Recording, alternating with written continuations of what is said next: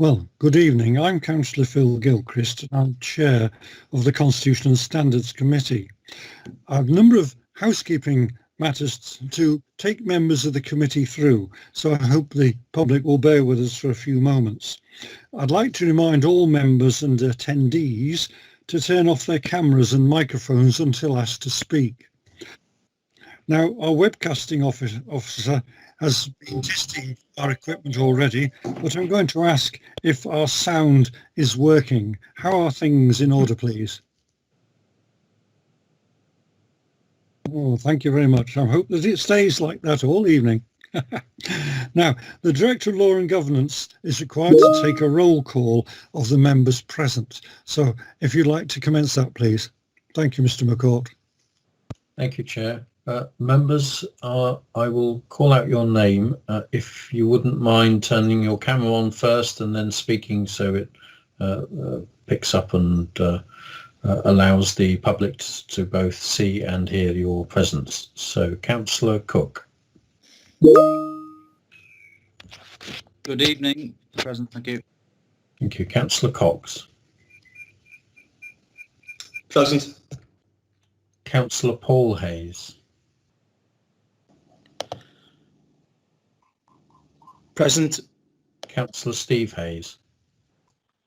Good evening, present. Councillor Chris Jones. Good evening, I'm present. And Mr. Chris Jones. Is he present? Not in the meeting at the moment. I'm trying to get onto them now. That's fine. Mr. Kerr. Good evening. Can you hear me? Yes, thank you. Thank you. Mrs. Lloyd-Price. Likewise, Phil, we haven't got Mrs. Lloyd-Price or Mr. McCosh at the minute. All right, thank you. Councillor Robinson. Good evening, Councillor Robinson present. Councillor Stapleton. Good evening, present. Councillor Steve Williams. Good evening, Councillor Williams present. And Councillor Williamson. Good evening, Councillor Williamson present. Thank you. Mr. Wilson. Thank you. And Councillor Wood. I'm here. Thank you, Chair. Back to you. Thank you very much. Now, I need to advise everyone that this meeting will be webcast. The record is being retained on the council website. And for those who are at home viewing the webcast, I'd like to inform you that if you look above the video, you'll see what we call a resources tab. If you select this, a link to the agenda will appear on the right-hand side.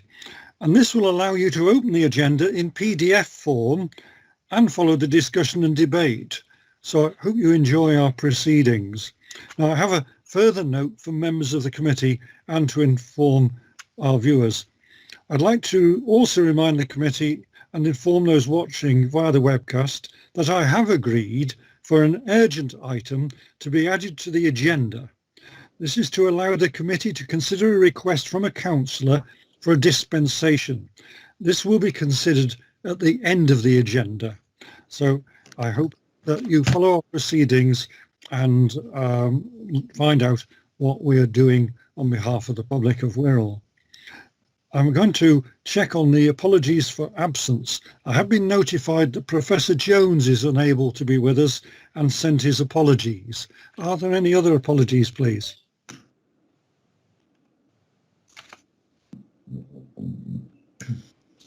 I have no others, Chair. No others. Right. Thank you very much. So what I'm going to do is item 2 on our agenda is the members' declarations of interests. Members are asked to consider whether they have any disclosable pecuniary interests or any other relevant interests in connection with any items on this agenda, and if so, to declare them and also state the nature of that interest. Do any members have any interests they wish to declare, please? I'm taking silence as there being no one who has anything to declare. So if that's correct, we'll move on if I may. I am during the meeting going to do my best to watch hands as they appear in the participants column, and if officers spot that I've neglected to see a member, please let me know. Trying to follow everything is not my best skill, so please bear with me. The minutes of the previous meeting are next item on our agenda. We met on the 25th of November and we took a number of decisions, and I'm pleased to move those as a correct record on behalf of the committee. But members asked if do they approve the accuracy of these minutes. I'm proposing that they are accurate. I am looking for a seconder, please. I'll second them if you respond, Phil, Chair.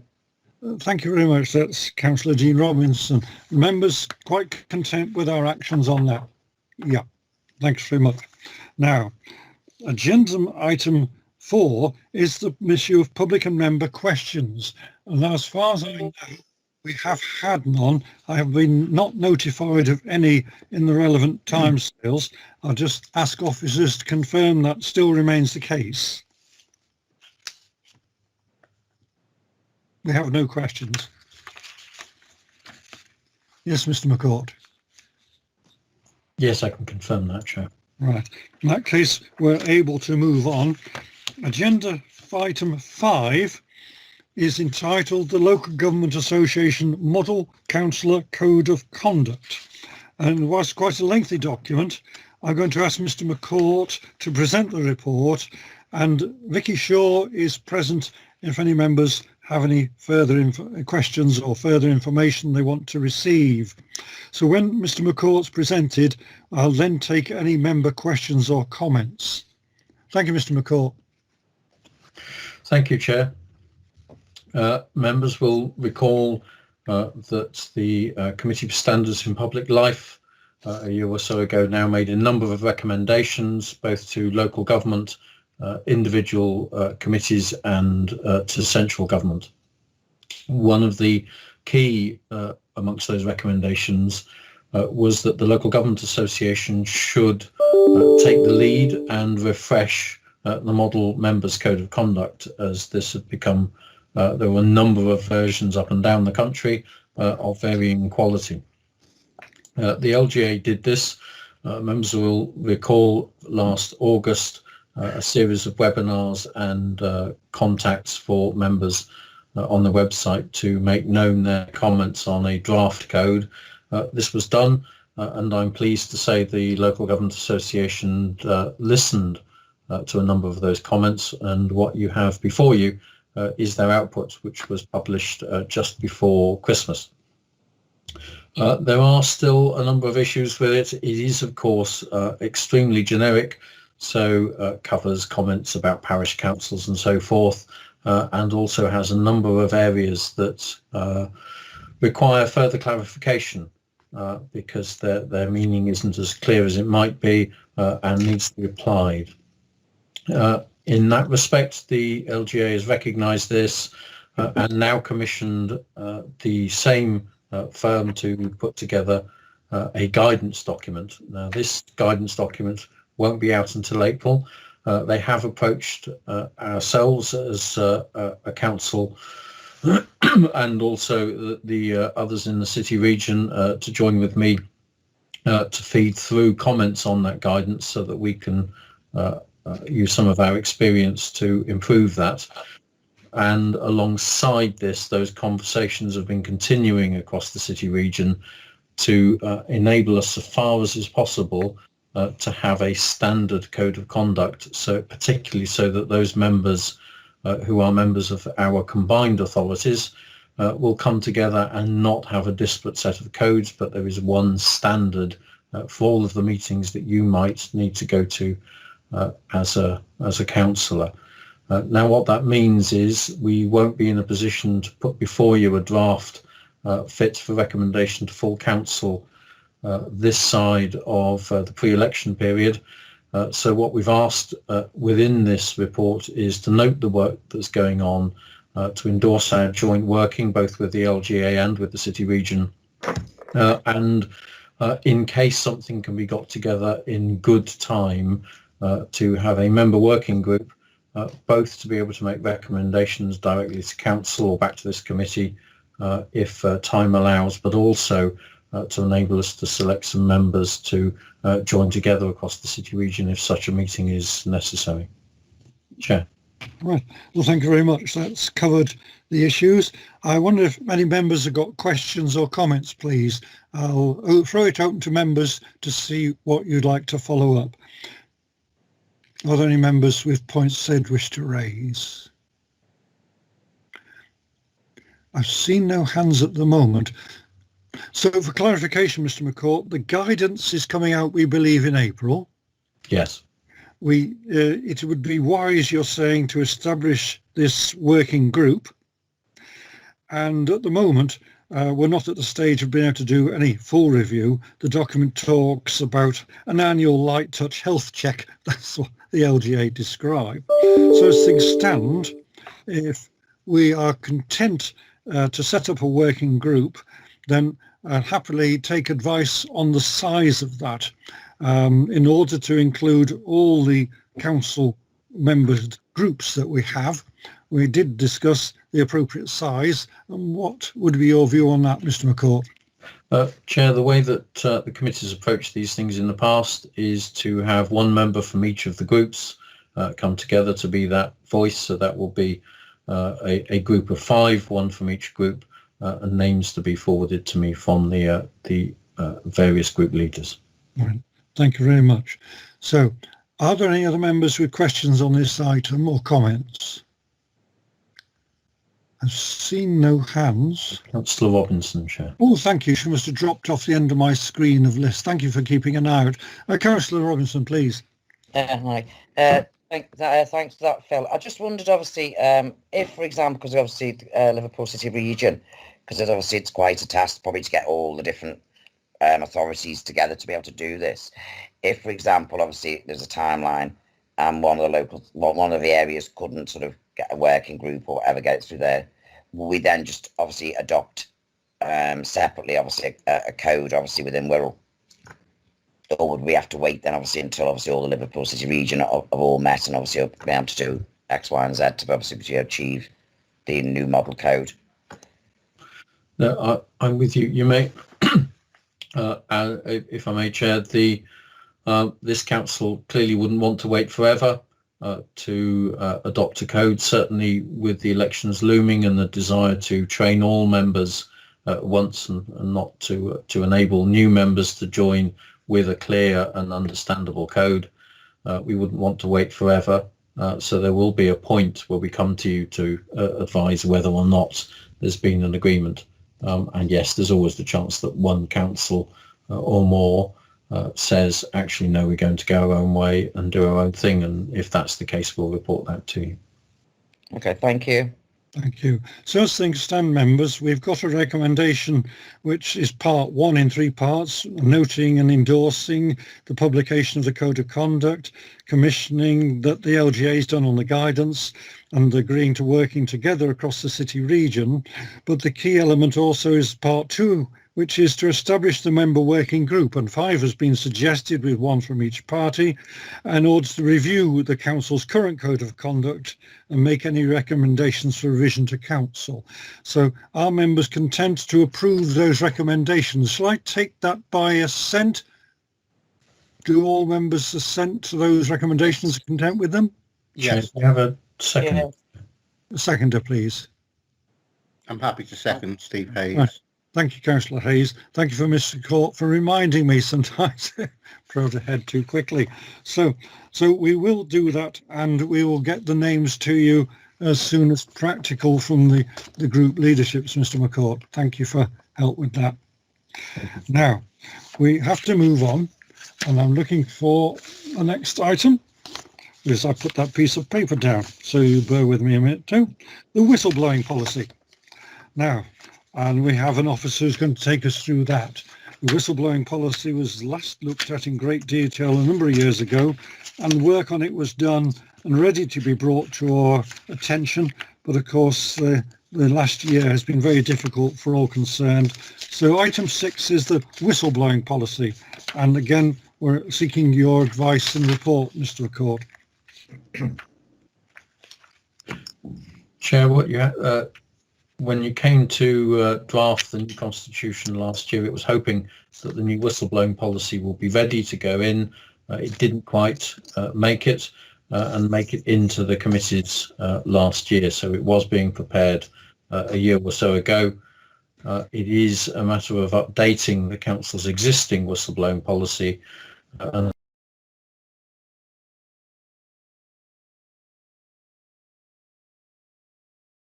take that a step further, Chair. Thank you. Thank you for that introduction, Mr. McCourt. Are there any members who've got questions who or want to call on Vicky's expertise to cover any points in the report? I can't see any hands at the moment. This is doing great progress, but none of these items, they've all been read by members and we have studied them. So there is a recommendation in 2 parts. One is that the contents of the report be noted and the whistleblowing policy be approved, and that the report be referred to the Audit and Risk Management Committee for information. So I'm going to move that from the chair. Can we have a seconder, please? I'll second that, Councillor Gilchrist. Yes, thank you very much, Councillor Cooke. Can I now ask members to vote in favour of what's been proposed and seconded? Shall we do it by assent if there are members quite content for that? Assent. Yeah. Thank you. Nobody's objecting, so I'm taking that all members are in assent. So thank you for your help with that item, Mr. McCourt. I'm afraid it's your night to be asked about things, and we're now moving on to the Health and Wellbeing Board, the Constitution. We are asked to consider an amendment and the reasons for that, which are set out in the report. I'll invite you to say what you'd like about it, please, Mr. McCourt. Certainly, Chair. So with what's going on in the world, this may seem a very short report. That is to amend the membership because at the moment it's locked in that the leader must attend, and of course it's within, or ought to be within the gift of the leader to say if there is another member within the council who will be better able to take up that role. So it's to make that change. The reason that it's just that and nothing else is that the Health and Wellbeing Board is in something of a state of flux as it's being reviewed in preparation of the new legislation that will be coming forward, establishing the integrated care system within the NHS and giving a particular statutory new function to health and wellbeing boards. We don't know, obviously, the exact wording of that as the legislation is yet to be prepared, but work is going on, again, with the assistance of the LGA, with our members to redraft the terms of reference, and there will be a more fulsome report going forward to the committee in due course. Thank you for that introduction. It's clear that the Health and Wellbeing Board will be an important vehicle in ensuring that we have good connections with whatever developments there are in the health service, and keeps an eye on all the health conditions that Wirral residents have. So I noticed the Councillor Williamson as leader. Is there anything you'd like to say on this, or are you quite content for us to deal with it? Your hand. I'm happy for you to deal with it, Phil. I feel that the Health and Wellbeing Board, as you've just said, is absolutely vital going forward, more than ever. And I felt that with the other commitments I have as leader, and I don't think my expertise is in depth as it ought to be for such an important position as chair. So on the basis of that, I made a decision to nominate someone else. Thank you very much. Thank you. So members have considered the report. Are there any other members with comments that they wish to make? Chair, I've got my hand up. Oh, yes. All I can see is a little circle with 2 in it and a hand, but I don't know whose. I'm sorry about that. Yes. Do come in, Paul. Thank you. Yes, thanks, Chair. Yeah, just a question, really, and thanks for the leader sort of explaining her rationale there as to why she wants to nominate someone else rather than chair the board itself, because obviously it seems to me that we have in our constitution currently a setup where the leader is the chair, because it is such an important body. So I understand what the leader was saying there, but I still don't get the rationale as to why we would change that presently. Also listen to Mr. McCaw about it being under review and there being some sort of a review as to the terms of reference. As that review has not yet taken place, are we acting in haste, making the decision this evening? That's what I wanted to ask you. Well, thank you. I mean, the issue is that in the terms of reference, which are covered on page 48, the board has 5 elected members of the council, and of course it may be that, and I've been to meetings in the past where the then leader wasn't able to attend and another member was in that place, and I think Councillor Jones is with us this evening and will remember the importance of her work in doing that, and she has a hand up. Christine. Thank you, Chair. I don't know if you remember, but we did some work as well with the LGA around the Health and Wellbeing Board, and it had been said at that training and that it was actually good practice in some other parts of the country not to have the leader of the council as chair, really because it's not a council committee in the same sense as others, because there are so many partners on the board. And I know, for instance, in some areas they would have either a cabinet member of adult care and health, or even people like the chair of the CCG as chair, because it's not your traditional council committee. I wouldn't see anything wrong with somebody else chairing that board. Thank you, Christine. So, Paul, do you wish to come back on that? I've now got the bit of the screen where I can see various hands. You still have a hand there. Do you wish to come back, please?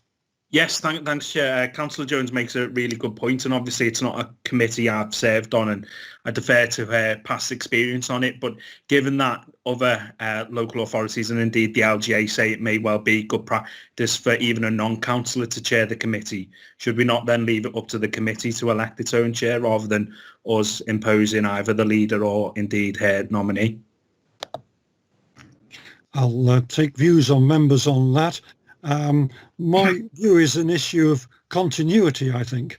Having served on a health and wellbeing board in various guises over time, we had several, as Councillor Jones has pointed out, sessions where the LGA and Julie Webster particularly led us through work on what do we want the board to achieve. And that key issue for most members of the board is dealing with inequality of health outcomes in the borough from one side of the borough to another, and a clear focus on the things we can achieve.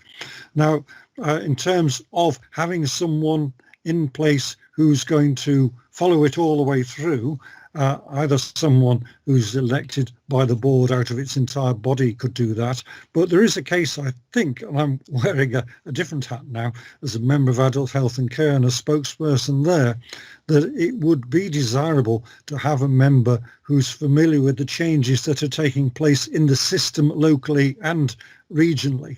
As I put it to an officer recently, we need to know what might go up. What we really want to know what will come down to us as part of those powers, because we're looking at Wirral as a place and looking at a health system which can work together, even within the changes that are taking place regionally. I wonder if, Councillor Williamson, you would like to reply to the issues that Councillor Hayes has raised there. Yeah, of course. I mean, Councillor Hayes started by saying, he thought it should be the leader, so I am an elected member, but then has gone on to say, I shouldn't necessarily consider putting another elected member in my place. But I very much agree with what you've just said, Phil, about it's continuity and expertise, I think, to come to this role.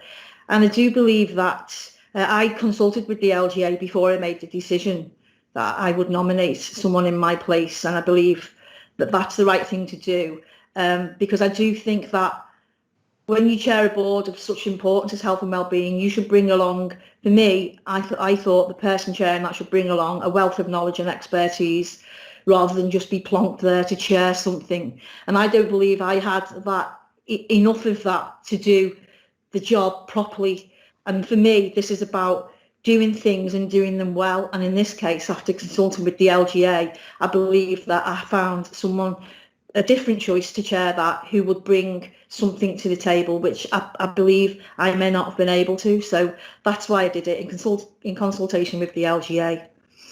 Thank you very much. Now, I'm looking at hands. Christine, Councillor Jones, is that a legacy hand, or and the same with Paul? Is no, hand... it's the legacy. Sorry, Chair. Right. Thanks very much. I'm wondering whether, because the recommendation is we revise the terms of reference so that chairing the board will be chaired by the leader of the council or their nominee. And whilst you've given us, in terms of technicalities, some assurance about that, the nominee would be presumably relayed to council. Now, would that, Mr McCourt may help us there, if a nominee is put forward by the leader at the council, it is a matter for the council to decide upon, or is it a matter that's with the hands of the leader? Perhaps you can just help us on that one. Certainly, Chair. As drafted, it will be a matter for the leader.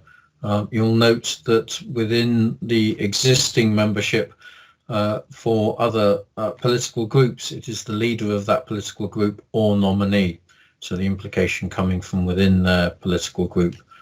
Likewise, the leader, you may wish to nail that down so that it actually says or another elected member as their nominee, so it's at least clear that it is a councillor. Councillor Hayes raised the very pertinent point that the whole membership of the Health and Wellbeing Board could be reviewed, and that's certainly part of the review that's ongoing. So this is just correcting that technicality to enable the Health and Wellbeing Board to continue to take its work forward and come back to you with a fuller report in due course. Right. So the first thing I'm looking at the moment is the suggestion that the leader of the council or their nominee, and that is clearly intended to be another elected member based on the discussion that's just been raised. Do members of the committee feel that we should change that to be or another elected member, even though that might be the nominee of the leader is to be another elected member, to clarify it? Have I made that clear? Mr McCourt, are members clear on what we're looking at this aspect of it? You're clear what we're looking at too from legal point of view? Yes, Chair. So I'll just ask the leader of the council about that issue. Janette, are you content that it should be your nominee and that would be intended to be another elected member? That's fine with me. Thanks, Phil. Right, thanks very much. So, Councillor Hayes, you raised worries about this in the first place. Are you content with the view that's emerging from those members who've spoken, or do you wish to press it to a decision? No, Chair, I'm not really content. I've not really heard any evidence as to why we should make the change at this time, considering that the whole committee, the whole board is under review, the terms of reference is under review. The leader speaks of her making a decision as to who has greater expertise than her to chair that board. She's not shared that name, I don't think, with the committee this evening. I would perhaps be swayed to approve some amendments this evening, in as much as the whole council approve the appointment rather than just the leader, just so it's more democratic and transparent. That would be my view, Chair. Yeah, well, I'll just cover that. I'll ask Councillor Williamson, would it help members? Are you in a position to help members appreciate which member with expertise you're thinking of putting in this position? I've got no problem with that, Phil. Yeah, it would be Councillor Nolan, who's doing a great job on adults, and I think there's a very good fit with Adults Committee and Health and Wellbeing. And, you know, if I was people's preferred choice to chair this, some members would still prefer the leader to. And I've said I'm going to delegate that. I think that there's some trust should be put in me, therefore, to nominate someone who I see fit in the eventuality that I can't chair it. Thank you for that.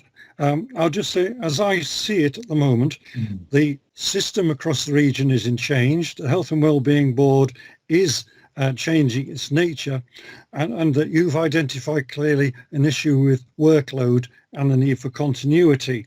And so I'm satisfied that we have to move on this point at this time in order that there is an elected member in the key position while all this is going on.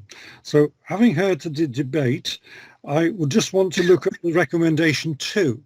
And I will move from the chair, and I believe Councillor Hayes, Councillor Paul Hayes, has Chair, concerns. Sorry, Yes. Phil, sorry, Chair. Don't miss your hand, I'm sorry, Hands up, obviously, on that debate, if people might want to ask some more questions in case you hadn't noticed. I'm sorry. Do. Yeah, do. no, it's fine. Yes. Well, I've got mine up. Obviously, I don't know if Steve Hayes is a legacy and so, but I know I'd like to sort of add something to what Councillor Hayes said, if you don't mind, on the first Please point. do. Yes. Sorry, I had to see your hand. Steve Hayes was before myself, or it's a legacy hand. Sorry.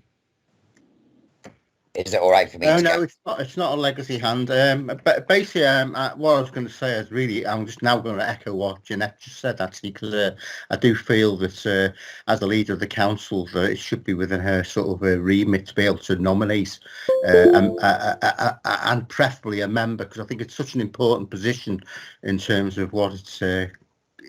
What it governs is that, you know, I think the chair is an important position, and I think it should remain within the council. So I'm quite happy for Janette to have a nominee, as long as it's a council member.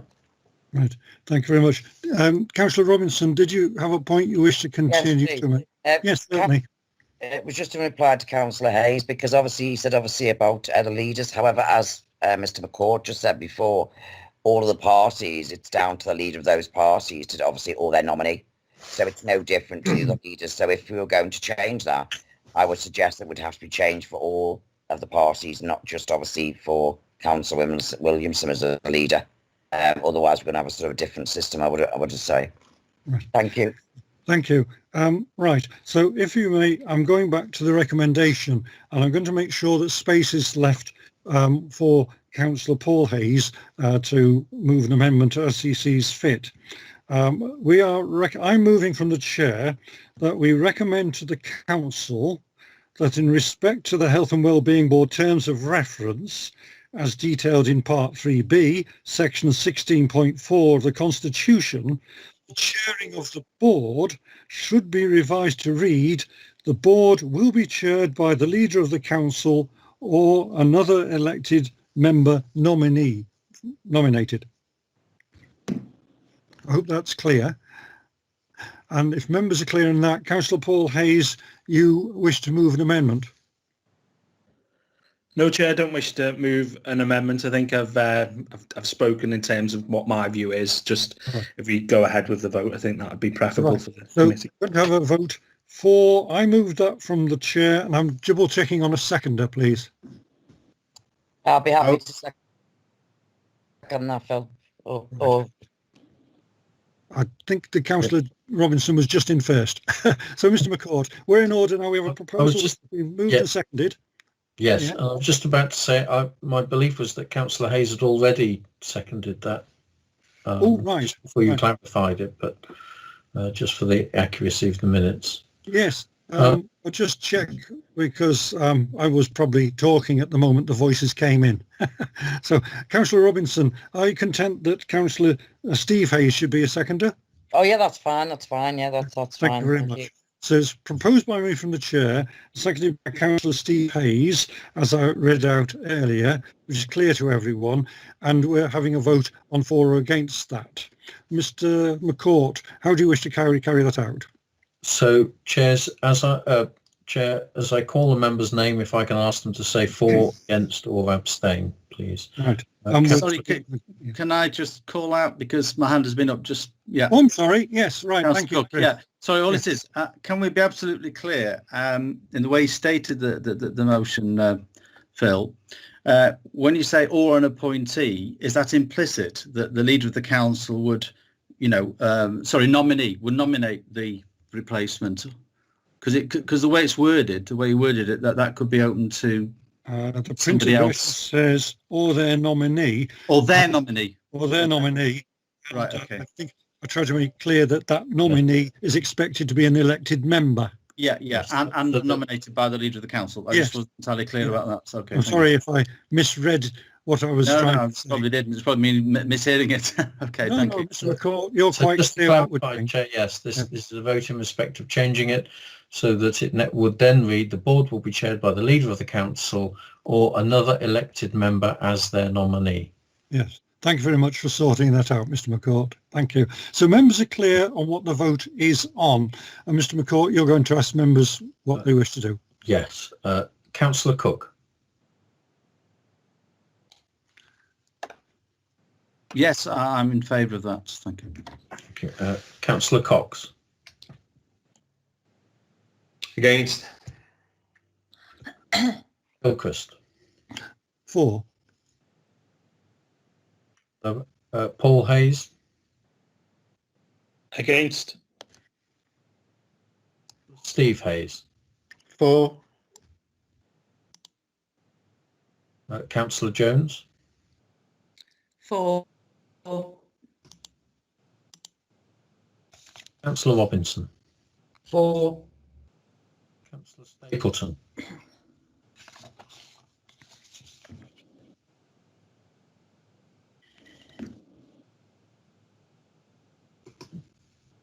Councillor Stapleton.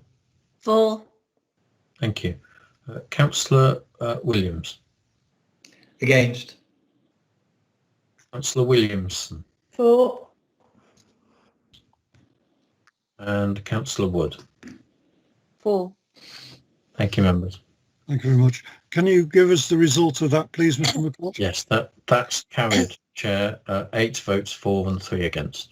Right. Thank you very much. Do those members who are against wish to have their votes recorded as against, or are content that the number of 3 should just be that's what recorded? And no, it can be recorded as free. People can look back on this recording, can't they, Chair? Yes, thank you. I always wish to give members the opportunity to have what they wish to do clearly recorded for them. Thank you for that, members. It was a useful debate in clarifying the importance of the board. I'm now going to move on to the revision of the petition scheme, which is item 8. We have a report that sets out the scheme as it stands now, clearly with some dated suggestions, but I'll ask officers to introduce it again. Mr. McCourt, please. Thank you, Chair. Very briefly, and I'll pass over to Mr. Fox. This is one of the tasks that was left over from the writing of the new constitution. The council had a petition scheme that was very much modelled on a mandatory scheme that was introduced several years ago and has now passed its sell-by date, as it were. The presentation of petitions to council and committees is clear, but electronic and online petitions not. And so Mr. Fox is undertaking a piece of review work to produce a new petition scheme, and this is to log that work is ongoing. Thank you very much. Mr. Fox, did you have anything to add? Nothing in detail, Chair, other than to say, with the committee's agreement in terms of the recommendation 2, where we've said report back to the next meeting, having discussed it with yourself and the group spokes, it might be better that we push that back to the September meeting of the committee, just to enable me to go away and do that research and then come back and discuss with the governance working groups that you then can make a recommendation to the full committee. That's it. Thank you, Chair. Thank you very much. Well, are there members who wish to comment on this report, please? I'll throw it open. I shall watch for hands. Are there any members who wish to speak or comment on this, please? I haven't seen any yet. Just double checking. Is anyone having trouble getting their hand to work and therefore can't show at the moment? No? Right.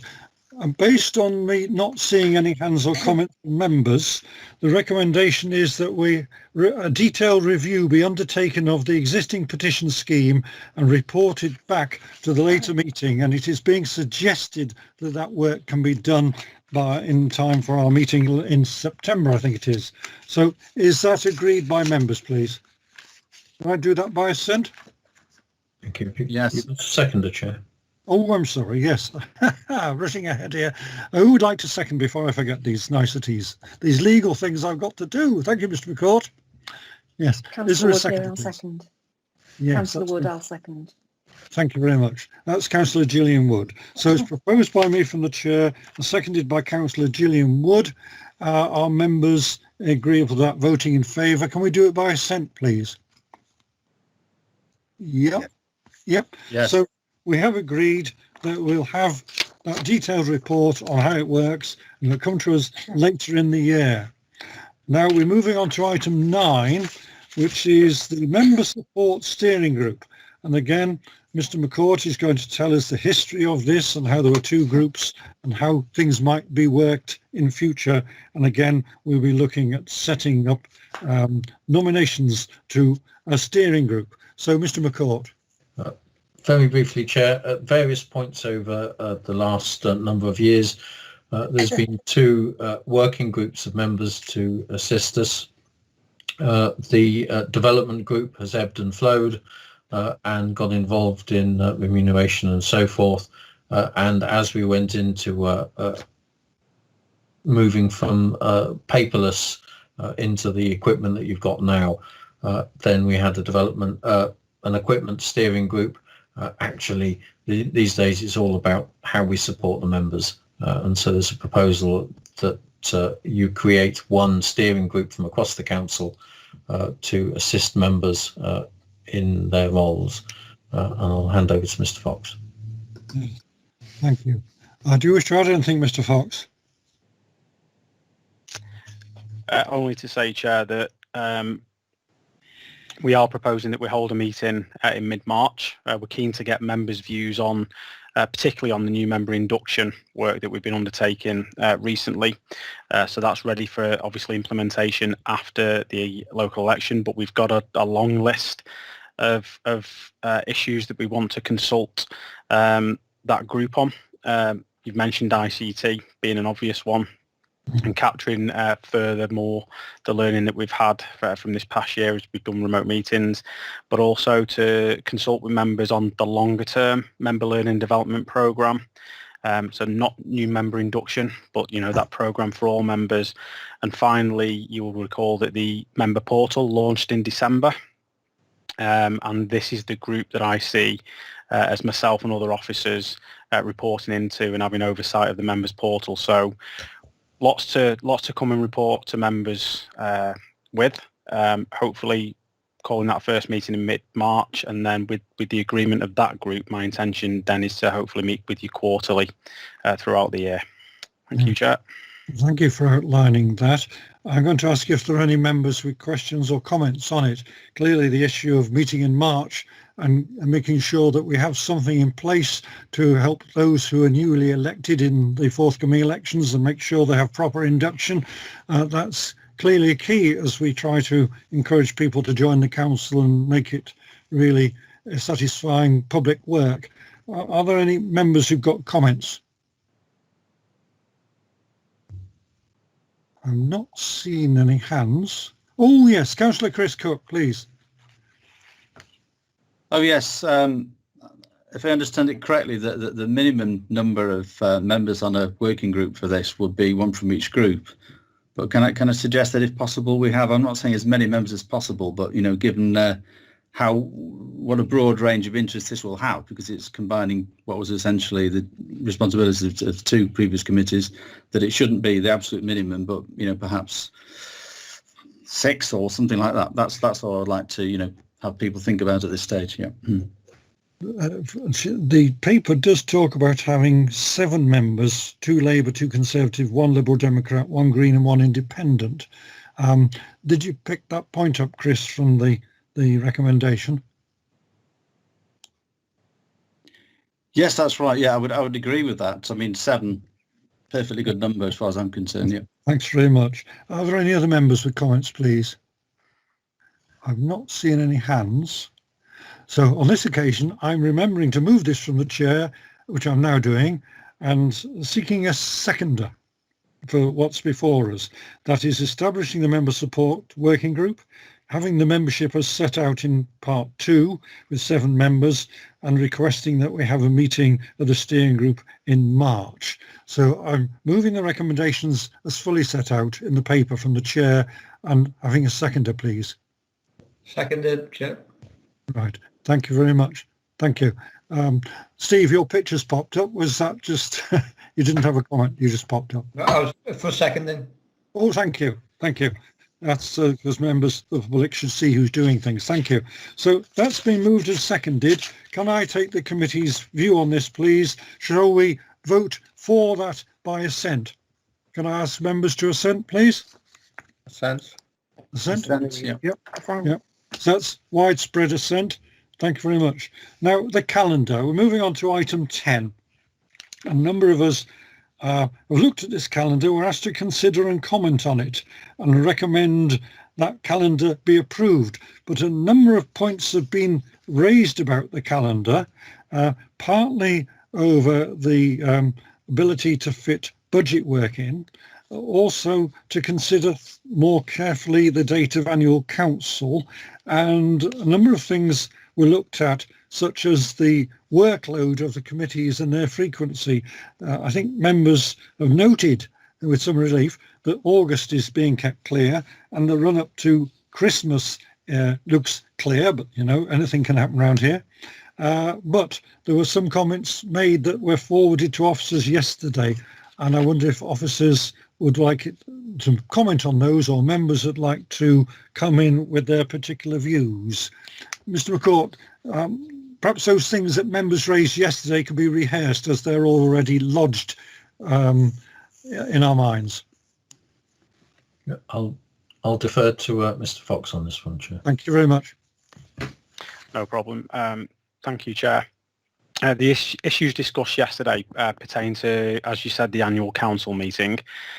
So as written on the agenda that was circulated to members, that's currently down for Wednesday the 19th and Thursday the 20th. The suggestion is that that moves back a few days into the next week, being either Tuesday the 25th or Wednesday the 26th. And the rationale for that is to buy some time so that the groups can negotiate on committee places, and as officers we're not as pressed to get the council summons out for the meeting. That will then have knock-on consequences for those meetings that are currently scheduled for 1st, 2nd and 3rd of June. So we would ask you that you delegate to Phil and myself to plan for when they can meet later in the month, or question whether they're necessary. Obviously this calendar will be going to full council for final ratification. What we've done is our best effort to make the sequencing, in particular of the policy committees, policy and service committees, line up with P&R. Never going to be a perfect fit because there are 10 meetings of P&R per municipal year and 6 meetings of the policy committees, but you know, we feel we've made the best effort we can to that end, which we hope will then assist the committees next year, both in terms of budget monitoring but also the budget setting process and feeding in later in the year. We have been able, as you said, to keep the August period free, which we thought was important. We do wind down to some degree in December, a little earlier as well. We have not, unfortunately, been able to avoid every half term. So members may wish to comment on that, but as you will see, just purely from the number of meetings that we, number of committees that we have and number of meetings, that was unavoidable, I'm afraid. And then that takes us right through the year to next March and into the pre-election period. I think that's a summary of what was discussed, Chair, but I'm obviously happy to take any questions or answer it. You forgive me if I just draw you back to the issue of the timing of the Budget Policy and Resources Committee meeting, in order, if members can kindly turn to page 82, if they are able to do that. The issue was raised about Budget Policy and Resources taking place on the 16th of February, but Budget Council itself being on the 28th of February. And it may well be that the parties want to review any budget coming forward and have sufficient time to make any alternative proposals and to have them checked. And therefore, members might consider whether the Budget Policy and Resources Committee could be moved by a day or so to perhaps the 15th. But as was pointed out by a member who I spoke to the other day, the 14th might not be the best night for all members. Correct, Chair. Yeah, that was remiss of me. That was the one that dropped off the list from the conversation yesterday. Absolutely, it can move forward 1 day or 2 days. It still fits in with the access to information requirements in terms of agenda publication. So we'll be guided by the committee in terms of that particular meeting. Yeah. So I'm putting it out for members' guidance. Councillor Robinson, you have a hand up, and I've spotted it, which is an improvement, isn't it? Go on. Thank you, Chair. There was also discussion, obviously, Steve, you recall, obviously, is not to cancel the 19th necessarily, obviously, the annual council, but to also have a sort of, like we do with Budget Council, is to have the 26th and the 27th as like sort of a spare, obviously in case, obviously with the local elections, obviously as we know they're going to be possibly over 3 days, because it's obviously not just the local elections, was to still keep that, but then obviously have the 26th and 27th as sort of a sort of spare annual council. So if there isn't the time, then obviously the papers can obviously be published in time, and obviously if the discussions and that for the local elections and of different parties hasn't taken place, excuse me. So that was another option that we also discussed, if that's all right to mention that. Yeah, absolutely, Councillor Robinson. It's an either or, Chair. It's up to you. You can either lift and shift it into the week after, or as Councillor Robinson suggests, stay as it is, with those in reserve the week after. I think what I would say in respect to that, we might want to fix a date for the ceremonial element of the council, of the annual council meeting and the mayor making. And it might be that you have a reserve date, perhaps the week after, for the formal council bit about committee places and appointing the leader and such. Right. That seems eminently useful. I'm going to pass it out to members for comments. I want to make sure that all the members know what we're looking at, and so if we can perhaps structure comments to do with the particular ones that have been raised. I'll look forward for hands and any comments that can be made, please. Let's look at the issue of annual council. If you go to the page 873, that is for May, you'll find at the moment the 19th and 20th are specified. There is a suggestion now, two possibilities there. One, having the ceremonial first part, the mayor making, on a particular time, or possibly moving the lot into the following week. Can I take comments from members about this, please?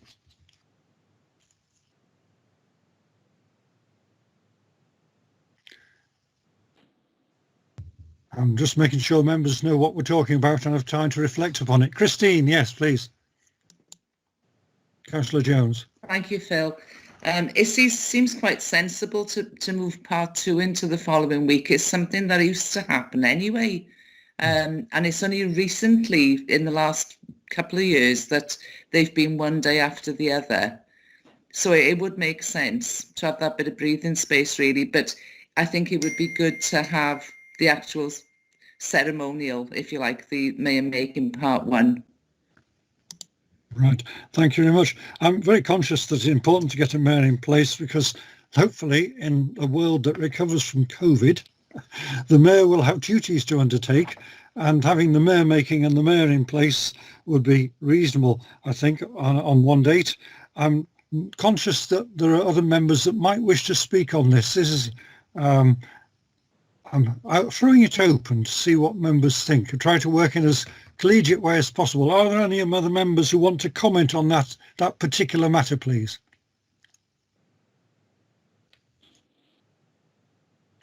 I'm looking for hands. Shall we perhaps do this in stages and box off an item at a time then? Can I propose from the chair that officers make arrangements for the annual council part 1 to take place on Wednesday the 19th of May as set out in the papers, and that in the following week on Thursday the 27th of May the second part of annual council take place. I've chosen the Thursday because the first week has a Thursday in and a Thursday. There must be some logic for a Thursday, so that would make sure that enough paperwork and time for any negotiations to take place. Chair, may I interject there? Would it be possible for it to be held on Wednesday the 26th? Oh, yes. The reason I'm suggesting that, Chair, is if when the committee programme starts in earnest on Monday the 7th, adult social care, yes.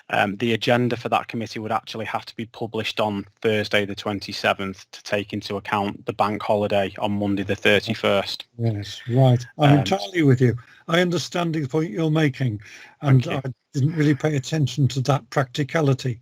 So I've had advice on what we can do for the best to service members and get the committee set up. Might I then move from the chair that annual council takes place on Wednesday, part 1, on Wednesday the 19th of May, and that part 2 should take place on Wednesday the 26th of May, and that will give time, as Mr. Fox has requested. I'm moving that from the chair on that particular item. Can I ask for a seconder, please? I'm happy to second that, Chair. Steve Haynes. Thank you very much, Steve. Members willing to vote on that now? Can we see that aspect of the calendar by assent, please? Can members say that by assent they agree to that particular change? By assent? Yes, by assent. Thank you very much. Thank you. So that's that part done. Now, I did raise a practicality relating to budgetary matters, and I'll just draw members' attention to that. And I'm going to turn to the paperwork looking at page 82. And at this point, we were looking at enough time for the parties to consider any budget that's put forward. If members have got page 82 in front of us, they'll see that P&R is set for the 16th of February, and there's a half term there as well, with Budget Council on the 28th. I'm suggesting that that P&R of the 16th should move to the 15th in order to increase the amount of time available for the budget to be studied and alternative proposals to be put forward. Can I hear comments from members on that, please? Sorry, Chair, can you just repeat that? Yes, I'm sorry. I was probably speaking too quickly. I must apologise, Councillor Jones. Are you able to look at page 82 of the committee papers? Yes, I've got it now. Thank you. On page 82, that covers February. And you'll see in February that at the moment, the date for the Policy and Resources Committee budget meeting is Wednesday the 16th. Budget Council is specified as Monday the 28th of February. I'm suggesting that that Policy and Resources Committee should move back one day to take place on the Tuesday the 15th, thereby giving an extra day for all members to study any budget proposals. Does that look all right to you, Councillor Jones? You wanted information. Yes, thank you, Chair. When you said it was one day, I thought I'd just check that it was only one day you wanted to move it. Thank you. Yes. Well, yesterday a member pointed out that the 14th of February sometimes has significance for some people. I'll leave you to work that one out. Right. So if members have understood what's being moved there by me from the chair, can I have a seconder for that shift, please? That's from the 16th to the 15th of February for Policy and Resources. Would a member like to second that, please? I'll second that, Phil. Right, thank you very much. That's Councillor Gillian Wood. Can we vote on that now, please? We've got to propose a seconder and members are clear what's being discussed. Can I take that by assent, please? Yes, by assent. Right, thank you very much. Now, those two issues have been raised, but are there any other matters relating to the calendar that members wish to comment on or seek any changes to? Chair, can I just draw Yes. members' attention to it was week commencing Monday the 31st. Oh, sorry, it's Monday the 31st of May, Tuesday the 1st of June. Right. Thank you. And it's just to say because of the decision to move annual council part 2 to Wednesday the 26th, that has knock-on implications for the meetings that week. So I suppose we'd be asking you to delegate authority to the Director of Law and Governance to move those meetings, either deletion, if that makes sense in terms of the remainder of the calendar, or to find an opportune evening in June for those meetings to move to.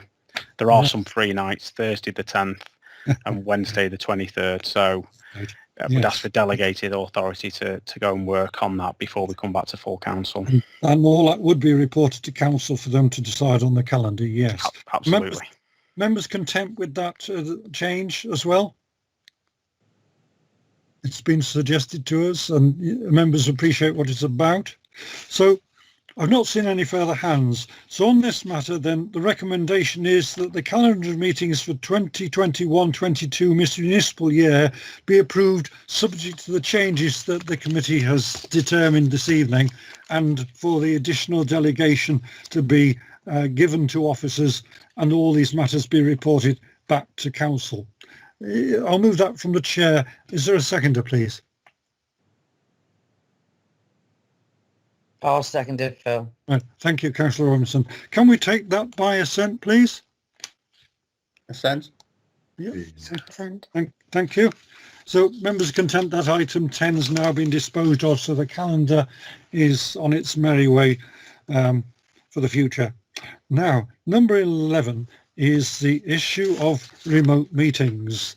This has been a matter of great research in order to try and establish and run a system this year where officers from all parties have congratulated officers on the work that's been done to get us to the position we are in today. Mr. Fox is going to draw our attention to some of the issues that we face in the future, which may involve, if we approve them, meetings taking place in the Floral Pavilion and in Birkenhead Town Hall, and arrangements for the members for that to work effectively and safely. Mr. Fox, please. Thank you, Chair. So the report before you members essentially forms 3 parts, I suppose. The first section is referencing to where we are at this point and the implementation of the committee programme. You will recall annual council meeting was on the 28th of September, and we embarked upon a full committee programme delivering that by remote means. We had a number of meetings over the course of the summer of 2020, predominantly regulatory committees, but the table there shows you that in its entirety we've had 85 full council and committee meetings, 22 work in group / task and finish groups, and we also held 22 budget workshops. I'd like to put on record my thanks to Democratic Services officers and the group office managers for the work they've done in implementing that programme. It's and testament to members as well for their ability to quickly adapt and be able to fully participate, demonstrated by the survey, which I'll come on to in a moment. I'll be the first to admit it was incredibly challenging, or it has been incredibly challenging. There have been bumps in the road. We are so massively reliant on technology and members' ability to use it so that they can participate fully, but also, as you know, we webcast and stream live all our committee meetings to make sure that we comply with, the statutory legislation. But I think the systems we put in place from last April through to now have stood up well to those challenges. And I think moving on to the member survey section, that is reflected in there. 34 members responded, which was a 54% response rate, which I thought was good. My reading of the surveys was that they were on the whole very positive. I noted that there was an ask in there for additional support to be provided to chairs, and I totally concur with that. It will become part of the member learning and development programme that we will annually support, provide training for chairs, both in the formal committee setting, but if there is an appetite to continue with some form of remote meetings, be they workshops or briefings, we'll make sure that the chairs are fully trained on that. What did come back strongly was that you felt massively supported by the IT officers and the democratic services officers, and the time that they've invested both in training you through the use of Teams, but also to assist you with any technical problems you may have had along the way. I was heartened to read that some members have actually asked for enhanced training on Teams now, because there's a beginners, intermediate and advanced opportunities there. So we'll be looking more into that. One of the questions that I was keen to get a flavour from members was one about participation. And by that I mean your ability to engage. So that's be seen and heard, but also the quality of the debate as you saw it. I think the response was mixed, and I'll leave it at that. Will be for members to discuss. Obviously, some members have really enjoyed the options that remote meetings have provided to them in terms of ease of attendance. Others do prefer the face-to-face meeting room setting. A number of members did comment that they felt that there were too many meetings in the programme, and that meetings were too long. I think we said from the outset that just by the very nature of the meeting, I think that they will always lend themselves to being lengthier than meetings in person. The chances are, just because of the things like, the roll call, bringing people in and out of meetings. So I'm not sure there's too much we can do about that over and above, better agenda management perhaps. That sort of brings me on to the final part of the report before I hand back to you, Chair, which is about the planning for future meetings. There's a section in section 3.3, which is, I hope, useful for members and informative. From an officer perspective, I'm planning for 3 eventualities post-election in May, because some of them are subject to the need to change legislation or the continuation of legislation to enable us to meet by remote means. But what I've tasked officers to do and what I've got an eye on is 3 options. Put simply, the continuation of remote meetings in some form, not necessarily for formal committee meetings, but certainly for workshops and briefings if members have an appetite to continue with that. 2 is meetings in person. So that's obviously the meeting setting, but also ensuring that all the appropriate risk assessment and COVID safe requirements are met to be able to bring members together. As it stands, the council buildings that are available to us are the Floral Pavilion of full council meetings. I'm told that the capacity there is 100, so we could safely accommodate all members, officers, and potentially members of the public, taking us up to that capacity. And then Floral for committee meetings, but also the option for Birkenhead Town Hall.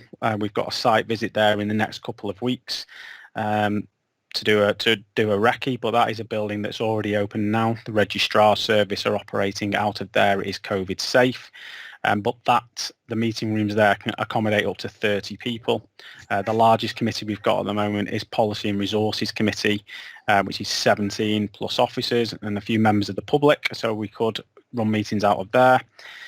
And then the final option, which is the one that is a work in progress, is hybrid meetings. So that's the opportunity for members to attend a meeting by remote means and not in person, while some members are meeting in person in a meeting room.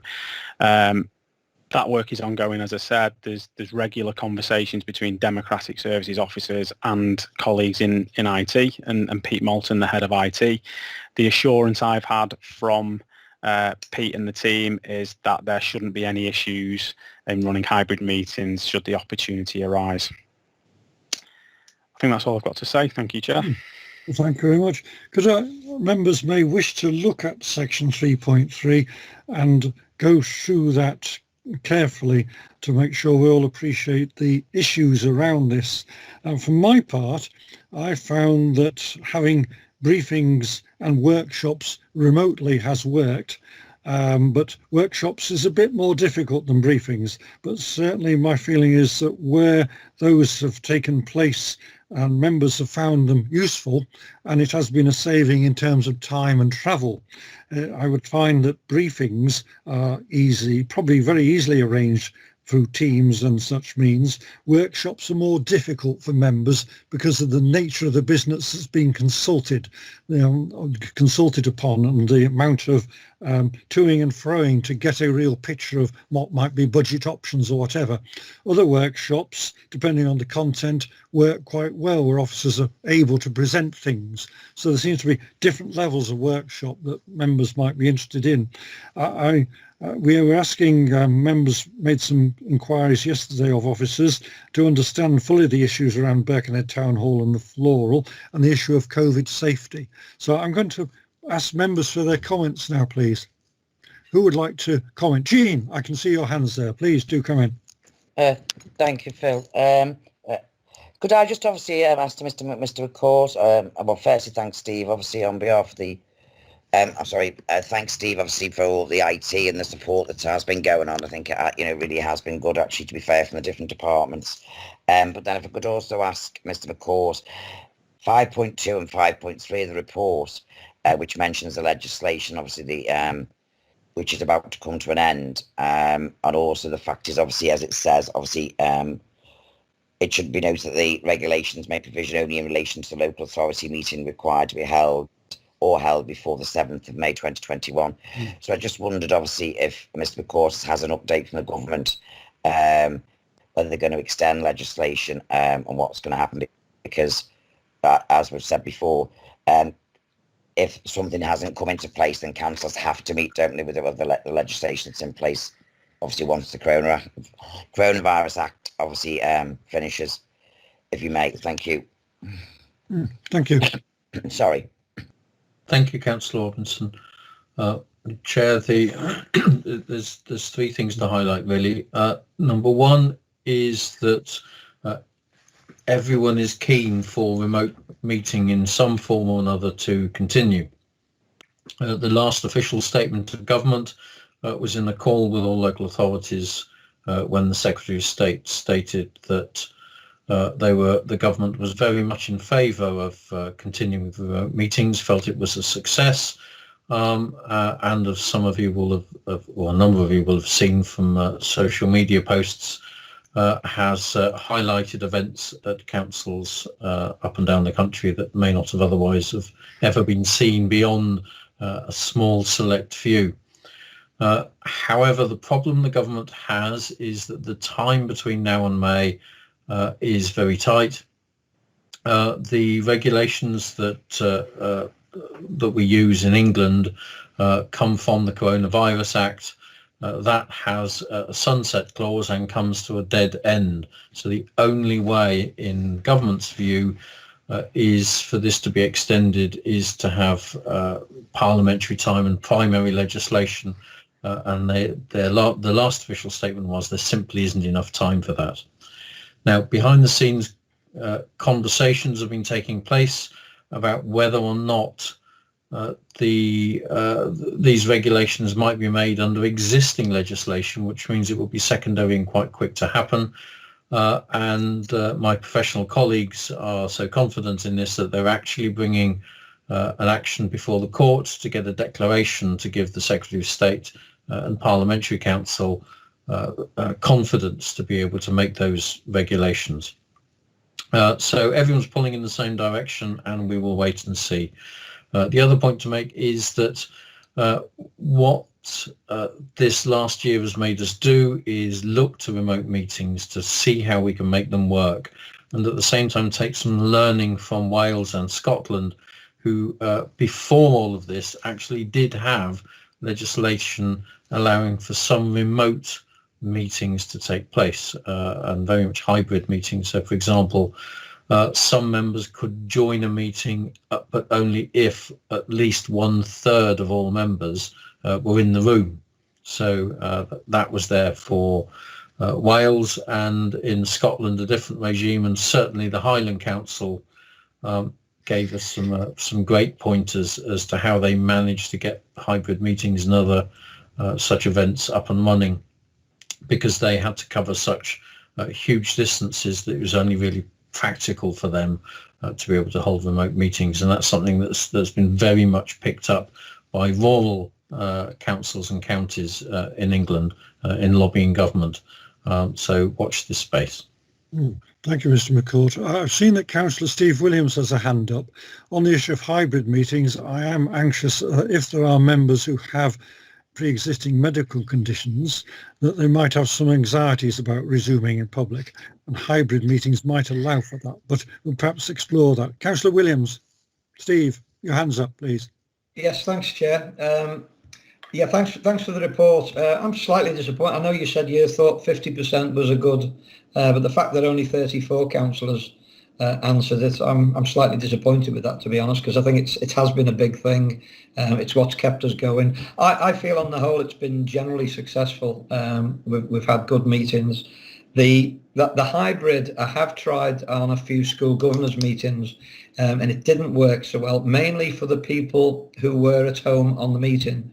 I actually was in the building for that one, and obviously it was okay then. But the ones using this device, maybe it was a different type of device that was sat in the middle of the desk, that wasn't so successful. The one issue I have had is I sit on the licensing panel. Now, some of those meetings, we're more or less interviewing people, particularly for taxi driver licenses and things like that.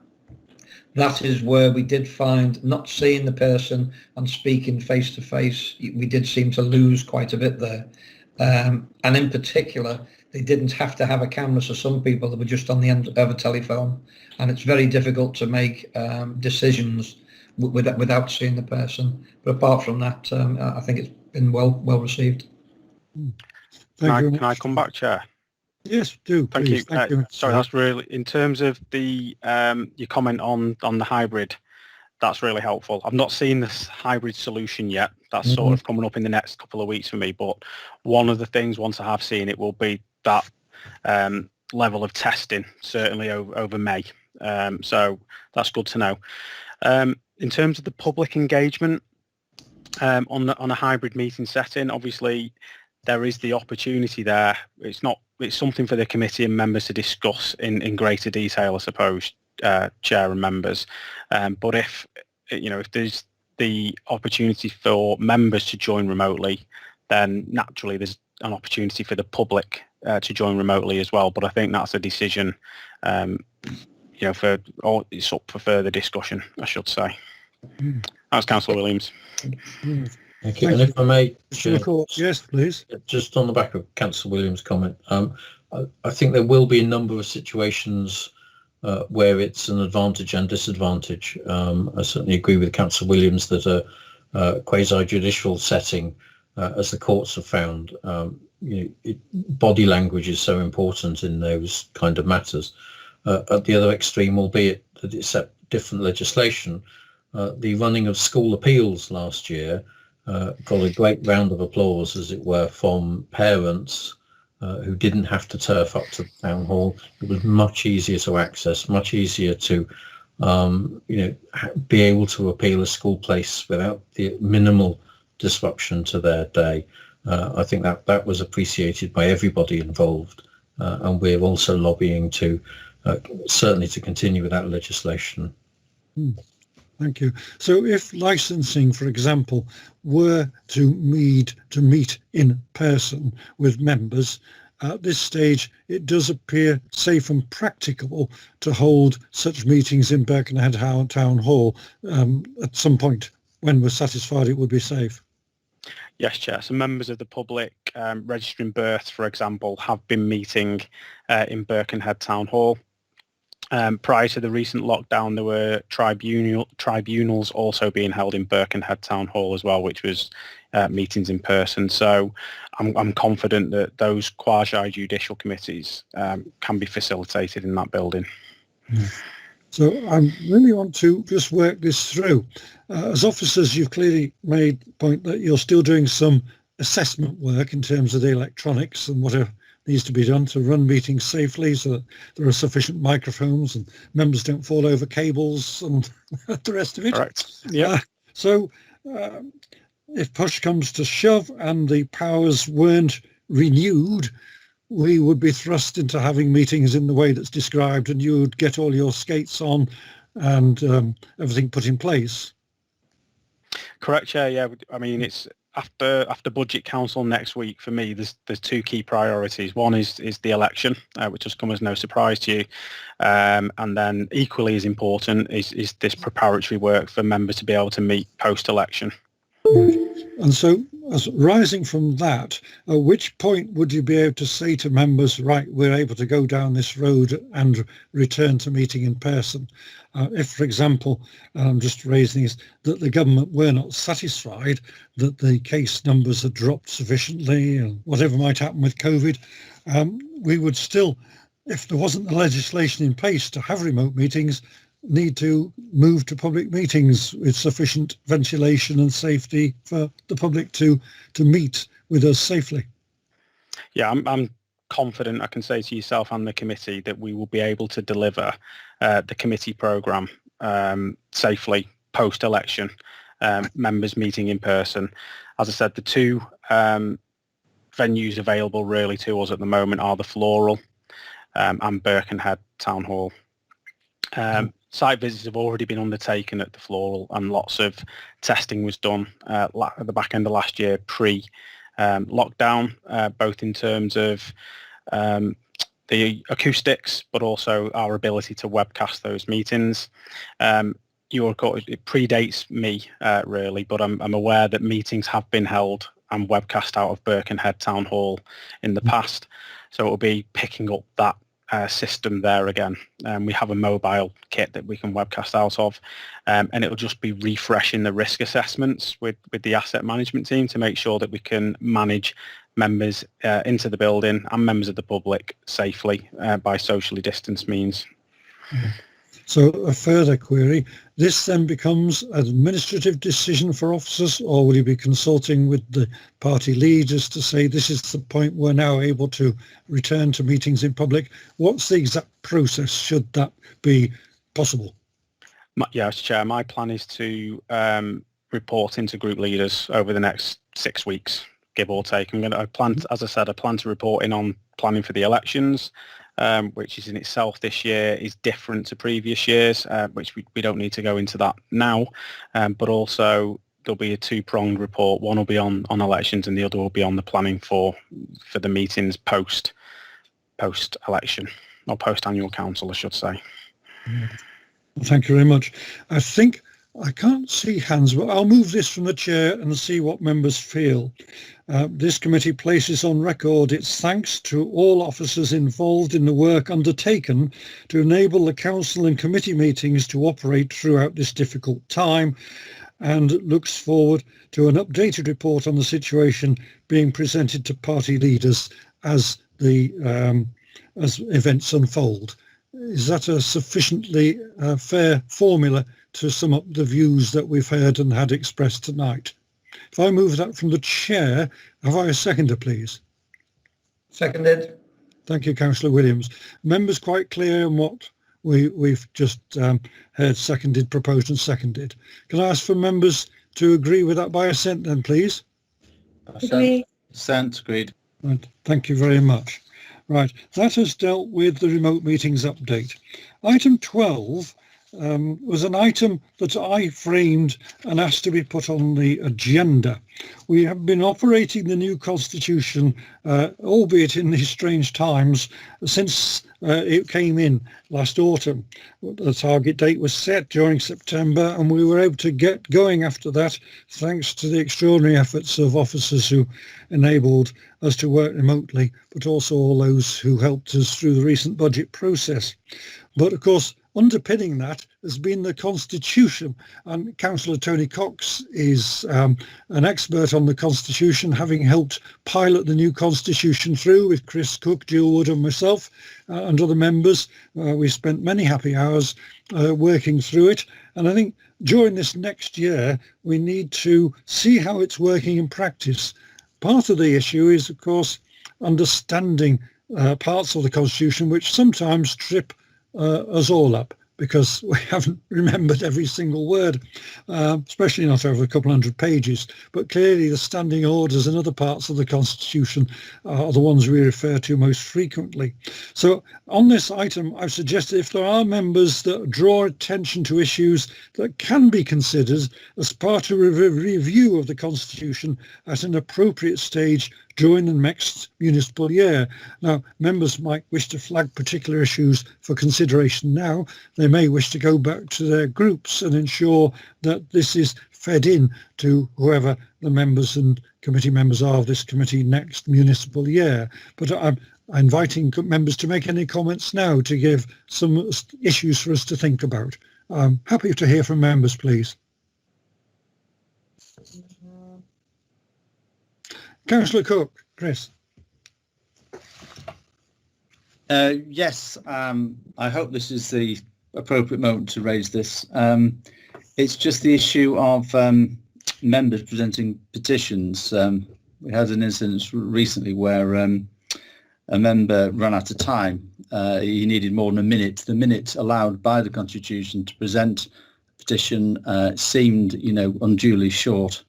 So it would seem reasonable that were amended if it were at all possible. Right. So at this stage, you're putting that down as an item for consideration. It can't be considered tonight, but it's certainly one that needs to be looked at carefully. Any other members got issues they'd like to flag up, please? Councillor Tony Cox, you're the architect of the Constitution. Very, very kind of you to say, Phil, but it's not true, as you know.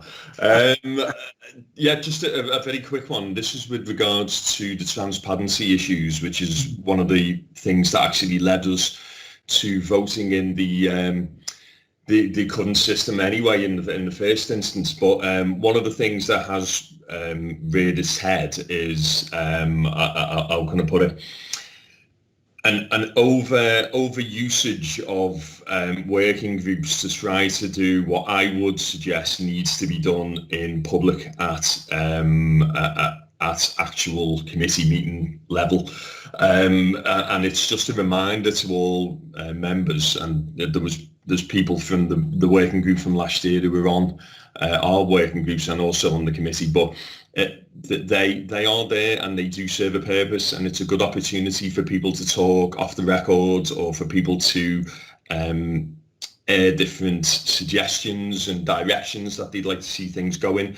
But what it is not is a statutory decision-making committee meeting, and that is something that I've had to unfortunately highlight on a couple of occasions on some of the committees I'm sitting on, and it's just a reminder for all chairs that it would be good that this is minuted, that they are there, they do serve a purpose, that yes, they're great, and it's if everyone can agree on a particular, and as we did, by the way, while we were, I think we had most agreement during our working groups.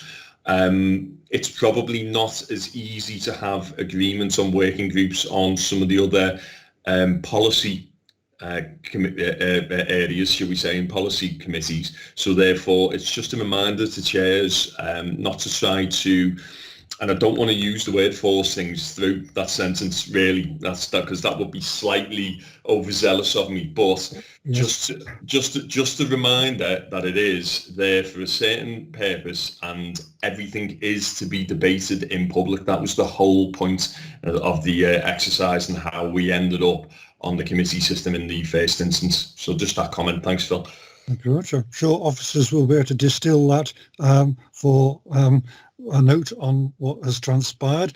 The Constitution does require chairs of committees to work in a particular way with spokespersons of all parties, and so we did build into the Constitution a spirit of cooperation, especially necessary in these difficult times. However, I'm sure that officers have made a note of the point that you've raised. It was difficult in this year's budget process, and given everything that was going on and the circumstances that members and the council faced, getting new committees established with members knowing everything about their budgets certainly proved difficult and required a lot of working parties, as you've mentioned. Are there any other members who've got points they wish to raise, please? I can't see any other hands. Oh, Paul, that's just you're down there. Are there any members who wish to contribute on this point to take this forward? It will be, of course, we will have a working party on the Constitution last year. We will look at all the issues and see what needs to be done to improve the way it works. But chief amongst it is the knowledge of members of how things work under a committee system, and officers have assured me, and members of the other spokespersons, that we are going to, in the induction process, make sure that is set out, and to make sure that in members' training, any things that members need to know to do their work effectively on behalf of the borough is covered. So, Janette, do come in, please. Thank you. Yeah, it was just a small point now Councillor Cox raised something I sensed was like a bit of a frustration with, and I think I probably would like to raise only a small issue. And I was chair of one of the biggest committees, and I think there's been a bit of confusion over some meetings around, when we have proposals and, votes and amendments, etc. So I think for me, I think Phil McCourt has gone some way to clearing this up around when something constitutes an amendment, because often, as Councillor Paul Hayes did earlier, he declined the opportunity to type up an amendment in the chat box because he simply intended to vote against what was on the table. And I think we could have a little bit more training, especially for our new intake of councillors, because I often find that where it just be simply the case where members could vote against, because they're not amending anything, they're objecting to what's on the table, but for some reason they like to type it up in the chat box so it's there and then it's reflected in minutes, etc. But I think that's not necessary. We need people to understand the difference between amending the recommendation and actually not agreeing with it and therefore intending to vote against it. So I think sometimes the chat box can get a little bit maybe used at times when it doesn't need to be. So that would be my little frustration, I think. Right. Thanks. I think it's something with members, when we work on the Constitution, will happily discuss. I can't say what Councillor Hayes' motives were or not on earlier. We went through a process and an objection was raised and a vote was taken. So, Mr. McCourt, you're looking thoughtful. So, forgive me, Chair, I was just going to add that one of the things that we found as we've gone into the committee system, and of course we're still only 2 cycles in, it feels like a lifetime at the moment, but it is only 2 cycles, which is that many things that would ordinarily feel ordinary aren't. That they're things that we're coming to either for the first time genuinely, or at the very least for the first time in 25 years, and applying that in a new kind of committee system catches a lot of people out. And so there's been a great deal of effort had to be put into just thinking, actually, this might be normal, but it isn't. How do we handle it? How do we present it? How should it be done? And at the same time, a lot of things that people are used to, because members are used to the rules of debate in full council. Those rules didn't really find their way into meetings of cabinet or scrutiny, because both of those meetings tended to be much more either consensual or discursive, rather than ending up in a hard vote. And when they were there, then there was a legal officer to assist. And so I think we found a lot of members and indeed fellow officers have come to meetings and found, well, hang on, my even if I thought I knew this, I'm a bit rusty, and therefore we've got to get our skates on and prioritise a training programme for members. And on this point, for example, we will run a training session. I certainly will, but we've also asked ADSO, as the professional body in these things, who have a lot of training materials, to make a pitch to us and come in to do members, so members will get the benefit of both internal and external training. Thank you, Mr. McCourt. You mentioned the word lifetime. I've just remembered that I used to attend meetings of Bebington Borough Council before it was abolished in 1973 and sit in the public gallery. So I think that might count as some way towards a lifetime. Councillor Williamson, you've got a hand up again. Is that a new hand, please? Yeah, it's just to say thanks to Phil McCourt, really. I think that we would all benefit from that aspect, what I've just discussed, being incorporated into any future training, along with Councillor Cox's suggestion as well. It's a bit of a refresh, really, isn't it, for us all? Thanks. Thank you very much. So officers have made notes of the points that have been raised by members and progressed them through appropriate channels. I think that is a useful summary of our discussion. Are members content with that, please? I think they're content. That's a legacy hand, Janette. Yes, yes. Members content with that.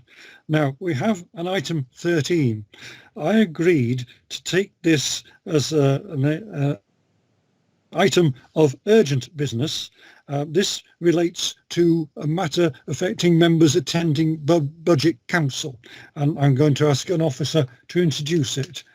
So shall we hand over to Ms Shaw or Mr McCourt on this point, please?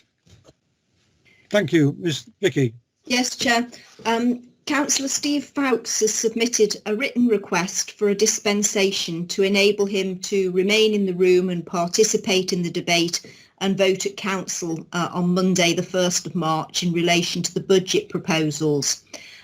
Councillor Fowkes is a member of the board of Magenta Living Housing Association. That's a personal interest which he has disclosed at a number of previous council meetings. However, on this occasion, he has a prejudicial interest in relation to the budget proposal, which came out of the Policy and Resources Committee on the 17th of February in respect to community alarms. Under Section 33 of the Localism Act, there are several grounds under which a dispensation can be granted. One of those grounds is that without the dispensation, the representation of different political groups on the body transacting any particular business would be so upset as to alter the likely outcome of any vote relating to that business. And having regard to the current political balance of the council, my advice to members would be that if Councillor Fowkes were unable to vote at council, that ground which I have just outlined would be met, and is a ground under which members of this committee, if they think fit, could grant a dispensation to Councillor Fowkes. Right, thank you. Are there any members who may be in similar positions, or that's the only member you know of at the moment? But members are being asked to let This you know. is the only member I'm aware of at the moment. We have asked if there are any other members, but I don't think any of the members are in the same position he is in. Thank you very much. And in terms of process, it is our decision to agree to this request? Yes, this falls within the remit of this committee. Right. So should I move from the chair, and you can tell me if this is in order, that the committee notes the grounds for the application and accepts the advice offered and agrees to the request? Yes, the committee agrees to grant a dispensation to Councillor Fowkes. Dispensation. Yeah, thank you for clarifying that. I'll move that from the chair, if I may. If we have a seconder for that, please. I'll second that, Phil. Thank you, Councillor Chris Jones. Thank you. Now, are members quite content to have that agreed by assent, please? Agreed. Yes, agreed. Right. Agreed. Thank you very much. Now, I'm not aware of any other urgent business notified to me, and I'm grateful for the attendance of all those this evening that have made our work useful. Is this the last meeting of the municipal year? Get my tongue around municipal, isn't it? Yes. There was a tradition that in the committee system that members, the chair of the committee, placed on record the best thanks of members and officers and the other spokesmen for their contribution during the municipal year that we've just come to the end of. And I'm pleased to do that from the chair and wish all members, whoever our successors are in the next municipal year, that they have a successful and enjoyable period on taking their places on our succession committee. And so I'm grateful for all your help to me since I became the chair this last autumn. And don't forget that we will be meeting as working parties in the next few weeks. Thank members for that. Are any spokespersons wish to make any comments thanking other members of the committee for the work and officers, please? If I could, Phil, if you don't mind. Yes, thank you. I'd just like to just concur with what you said, thank the officers and thank all the other members as well, if that's all right. Yes, of course. Thank you. And thank yourself, actually, sorry, Phil, as chair as well. You're welcome. Thank you.